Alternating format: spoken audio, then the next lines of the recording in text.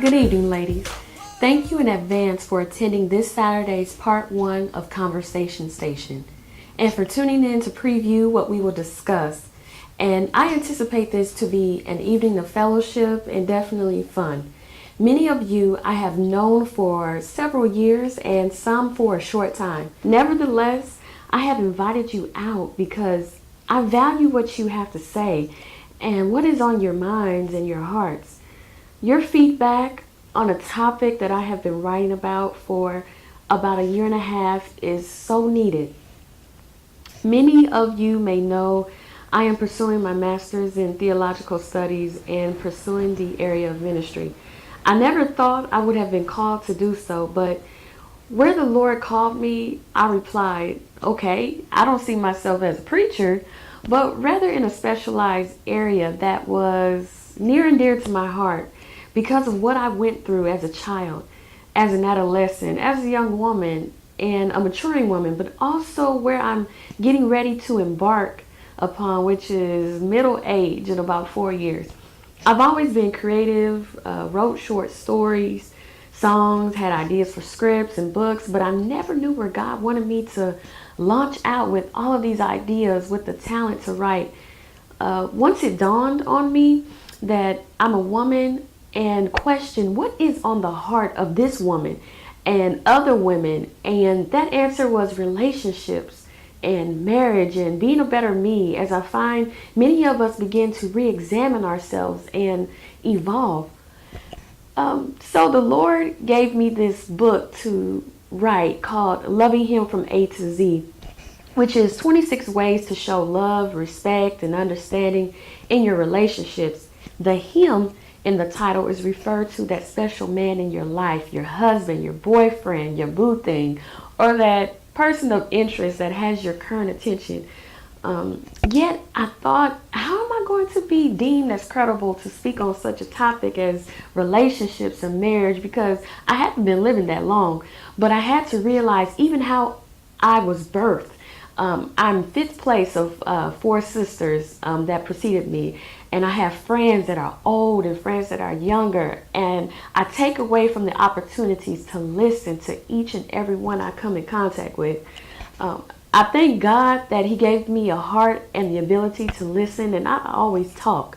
What was a bit shocking to me was when I opened up my ears to a man and some of the stuff that I began to listen that was on the heart of a man. It was such a special and rare gift given to me by my husband it was just totally blunt, raw, even naked with me in regards to how he felt.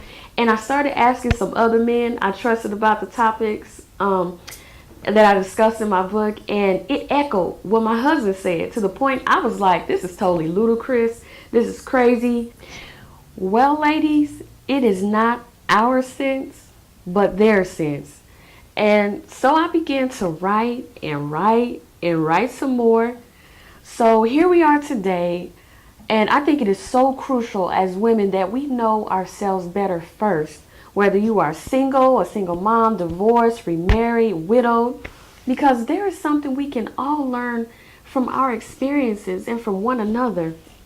I believe in the process of learning and improving and pressing forward closer and closer into what has been predestined for each and every one of us, and we should hold and aid one another, in that process to that destination.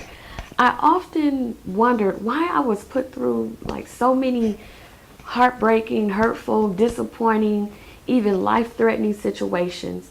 And it was to sharpen my tool to be able to speak on behalf of some of these things, but also it was never meant to be in vain, but for the betterment of another sister that would come along and need a beacon of light to help get her on through. So with this upcoming event, we will dive into several topics going from A to Z. To highlight a few, we will be starting at the letter A, which is like for attitude and adapting and adoring and beauty and competing and communicating and defending and elegance and ego and friendship, initiating and lazy versus love, money, needing, respect, submitting, being unguarded. But it baffles me how many women say, I'm a good woman. I know I'm a good woman, and especially at the end of a bad breakup, or if we are upset with our significant others, we might say, I know I'm a good woman, he tripping. So ladies, what is your definition of a good woman? Because I think we all have different definitions, but where that definition is found is in Proverbs and really in Scripture. And it is so amazing to me how some of us brag about being a Proverbs 31 woman. So, okay, what makes you good? Because what the word says, a lot of that we will do some stuff and we will pick and choose, but some stuff we'll leave out the basket. So here's a question. Do you think God just gave us some of those things to put under your tool belt so we can just halfway do a job and halfway do a job in life? No. He wants and requires us to do all of it. He wants us to do all of it. Otherwise, he wouldn't have said it. Ladies, I look so forward to all of the comments, thoughts, and discussions that is going to explode from this experience.